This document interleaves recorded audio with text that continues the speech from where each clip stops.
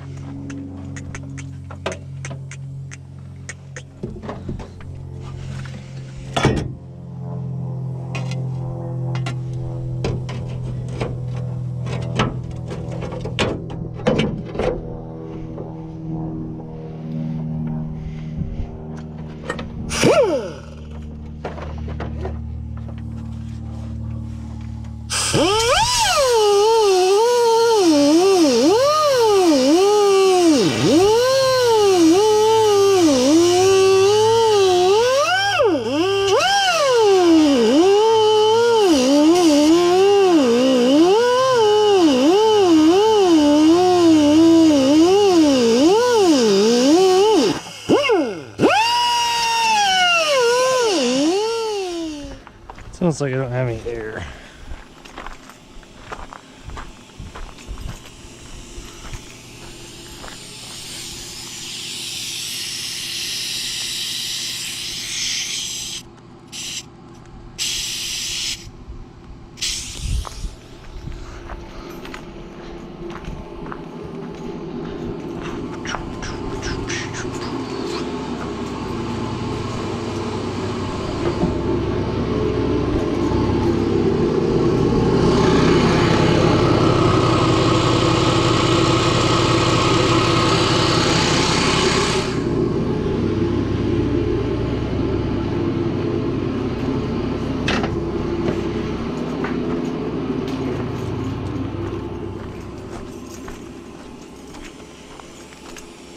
I need to change that fitting up.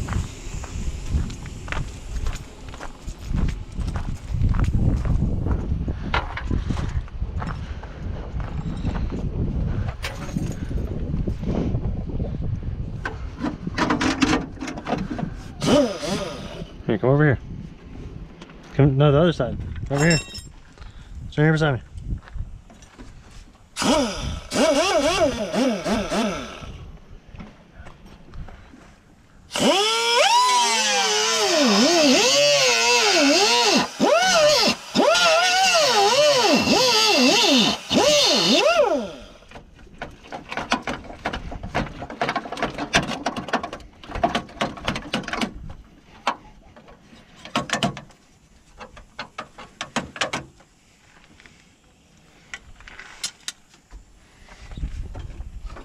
There's the bottom one.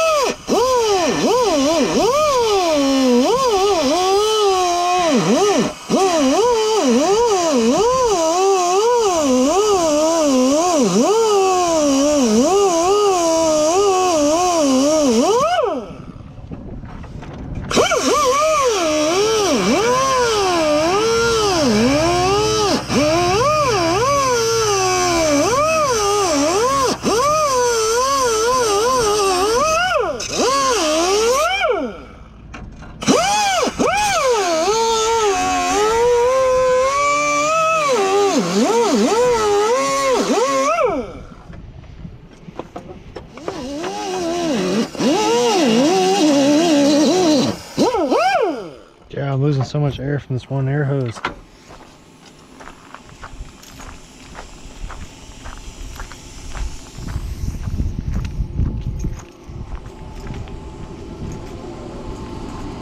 Go, move.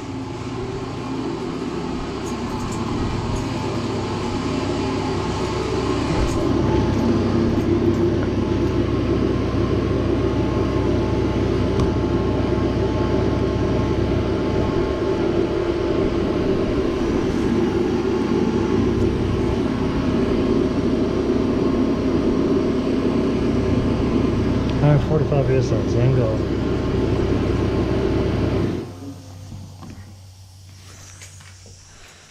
Oh, I'll be there.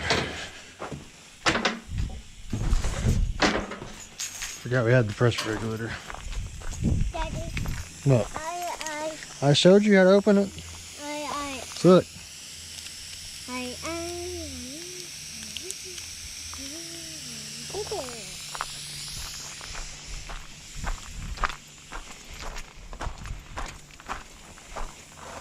Let's try it with some more air.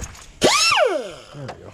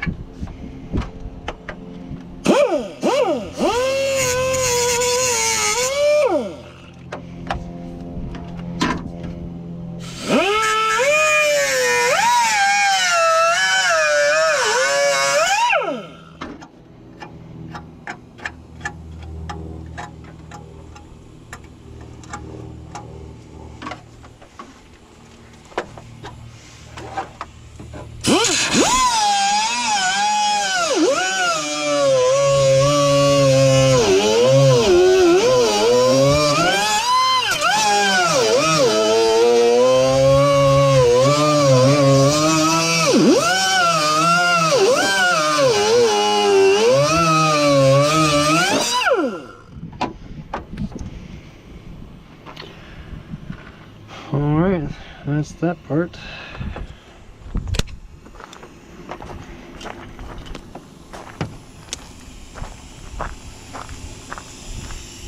Alright, so we got this wonderful idea of, instead of trying to find or make a mount for the bottom to hold it in, why not use these shroud bolts holes here that are welded into the muffler, or not muffler, into the radiator. I'm just gonna rubber mount them against the actual core support and then bolt them to it. Yeah, I want to let it to be as flexible as it needs to be, but for right now, it's probably the quickest and best option. Now I just gotta find a drill. Yeah, I messed up everything. Drill bit that is the right size, and I'll get everything drilled. Alright, so we got the holes drilled. Yeah, it's not perfect looking, but it should be fine. There are a couple places I'll probably make sure I space out a little bit once I have it finalized, because it will rub, and eventually that will rub through that aluminum. So it's obviously not finalized, but that's a good start. Next, I do have two fans I'm going to be running on it. I'm going to grab them. I have one small one and a bigger one. This is the 827-8024 and the 827-8023.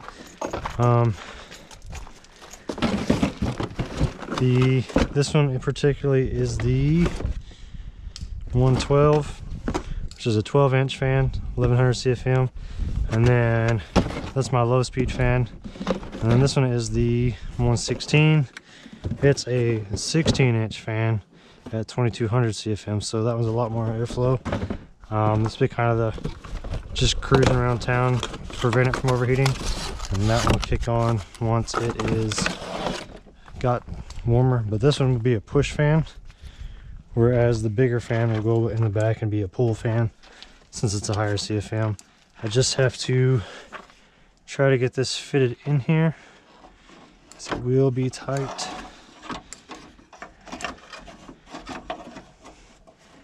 Looks like I'm gonna have to move some stuff around,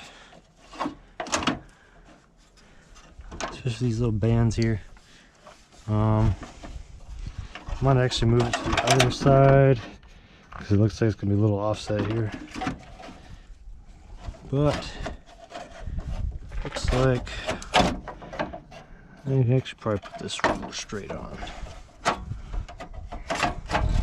That's probably what I'm gonna do. I'm probably just gonna mount this one here,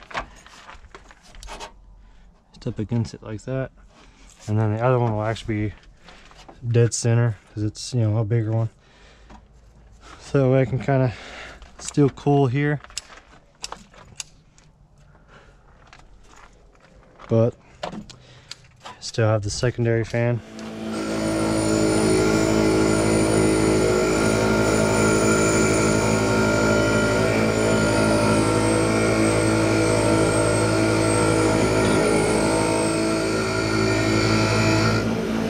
Keep your eyes covered. Keep your eyes covered.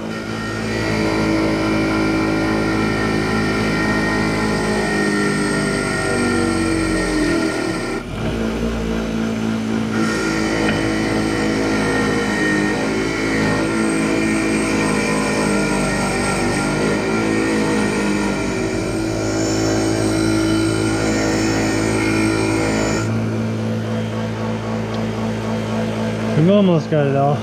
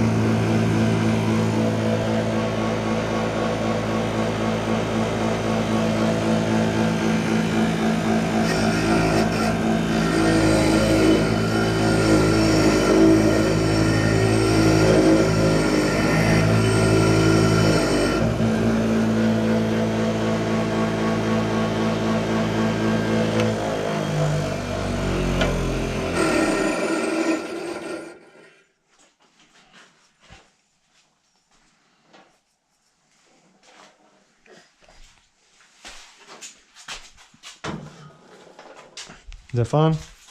Yeah.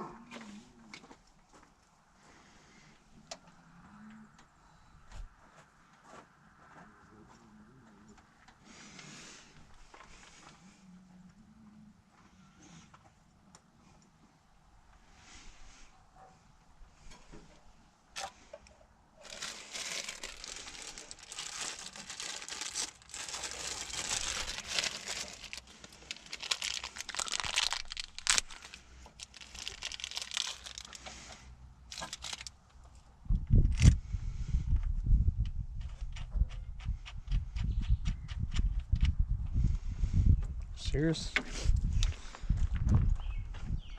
You stop getting in and out of my car.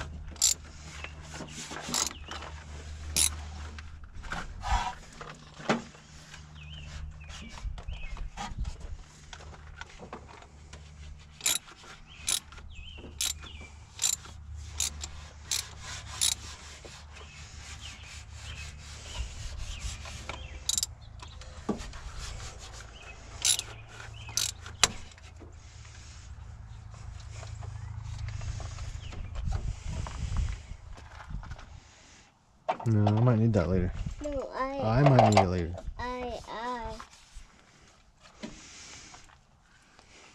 Oh, Tiki.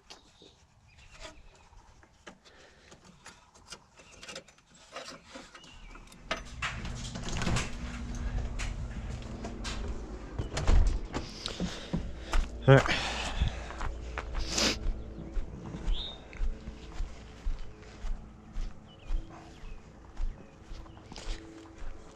Got the timing initially set.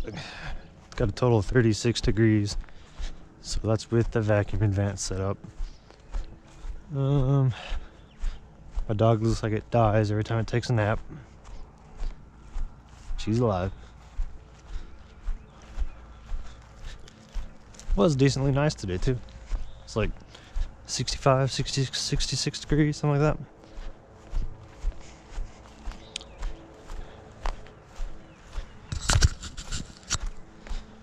And we are getting close to getting this thing ready to go. We've got it moved on its own power now. Left my window down. Let's see if it's cold collared. Hasn't ran in like, I don't know, 2 hours.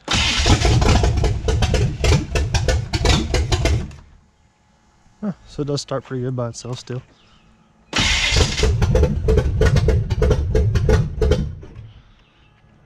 It is a little cold collared, but that's fine. The only thing we gotta figure out now is we do have to fix the engine mounts to where, honestly, I probably need to raise it up a little bit and forward. Still don't have a whole lot of room with the fans and stuff here, but it is coming. Got the throttle cable mounted. Got a little bit of looseness there, but it's fine with me. And turn springs on. Got the valve covers turned around where they actually make sense and have these fittings there on top. I have ran it for quite a bit today and it doesn't seem to be leaking anywhere. I got some cooling system leaks I still have to fix. I do have to try to wipe the rest of this oil off the intake manifold from where the valve covers off, I think yesterday. And I still have to do my power steering loop, or lack of power steering loop. And the only thing left as far as wiring is getting all this wired up for my water pump. My fan, the controller is right in there, it's wired up. I just have to run this hot wire to a toggle on the inside. That way the controller doesn't just stay on. I can find a key switch on, but I think I'm gonna go with a toggle so I can turn it on. And a battery disconnect. Eventually I'm gonna wire that in to where it's hidden and I can actually turn the battery off. Alright, here is the old fuel tank. It is off. I do need to take that hose off because it's still good hose. And here is the fuel cell. Obviously I still need to get a cap for the top of that so rain doesn't get in, and I'll probably end up putting this fuel pump back on and running 2 pumps that kind of go to one. I did take the pressure regulator off because it didn't ever build enough pressure to actually even register. I think one time I got to like 3 pounds of PSI on here. But I do want to be able to run a little bit more fuel, so I do want to eventually put another fuel line on it. You joining me? Yeah. So I will probably, I've got another one of these fittings in my car. It's currently being worked on. Then I still have to actually mount this all up, welding some supports for it. I will be getting rid of the flatbed probably and going with a normal bed if I can find some. And then I'll be doing some cross bracing here. Some tunnel style bracing in here. And where the transmission is, doing some bracing in there as well. Do have the tires at the shop, just waiting to be able to drive this to the shop to put them on. But it is coming. We are getting there. Yeah. Have the spark plugs somewhat organized, a little better than they were when I first got it running. Just some odds and ends I gotta clean up. The actual tool that I need for this is on its way. It'll probably be here tomorrow. So once I get it, I'll actually take all this back off, crimp it the correct way, and then, not tomorrow, but the next chance I get, which will be probably Friday because it's my next day off. I'm debating just taking this off, getting it out of the way and blocking it off, but I'm not sure yet. I am going to put this back in there though, because I want to run my wiring that goes inside for the toggle through it. That way I don't have to worry about that metal cutting it off, or cutting through the insulation. And just gonna put it right here apparently, cutting through the insulation and causing a short. But it is nice that I can at least get the majority of this cleaned up now, because it's starting to be a little stressful knocking stuff down all the time. Granted, I don't need this one. I found an actual shim kit for that crank pulley. Ended up getting it at Tennessee Speed Sport in Hendersonville. So that's going to get all of that lined up for me pretty decently, so I can run that down there. Yeah, there's kits that let you bolt it here and it comes out to here, but I figured I might as well make it. I still want to turn this around, get the wires coming out of the top, but we'll see about that when we get to that road. Me. Are these yours? Yeah. Alright. But yeah, next video I definitely want to try to get this exhaust done. I'll probably pull it to the exhaust shop because I gotta have them do the exhaust. Hopefully in the next video as well. I'll get the engine mount situated. I do need to raise this side of the engine up a little bit, because the one thing I did notice when the valve coils were off with it running, the oil would pull up in the back here. So I do need to raise it up a little bit so it can drain thoroughly. And I do need to change the oil, which I have the oil filter right here. It's a Napa Gold filter. And toggles and some other stuff in there. But the thing I'm running into right now, I was going to do that today, is my oil that I'm going to run is in my car, and it's currently at the dealership getting a recall done. So I have this as rental, and I remembered all sorts of tools that I had in my car that I need to bring.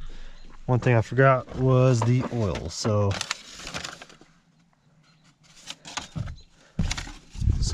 without the oil, I can't actually do the oil change, so I have to just leave the braking oil in until I can get that oil in it. But hopefully soon I can at least drive it down the road. and verify everything's going good. And yeah, Yeah. so make sure you stay tuned to the next one. We're getting very close. It's moving by itself now. Well, yeah, not by itself. It's good, at least with some foot effort and a little bit of playing with the throttle. Just soon you get the oil change, stuff like that. But I mean, just it's coming together. So it's just about there. So I can at least get it to work and get some new tires on it. But yeah, next video, make sure you stay tuned.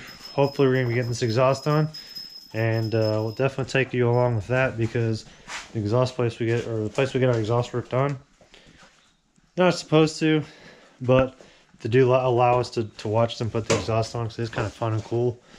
I mean, I suck at welding, but it's fun to watch someone else put exhaust on a car. But one thing's for sure is it is coming. So make sure you stay tuned for the next one. Bye.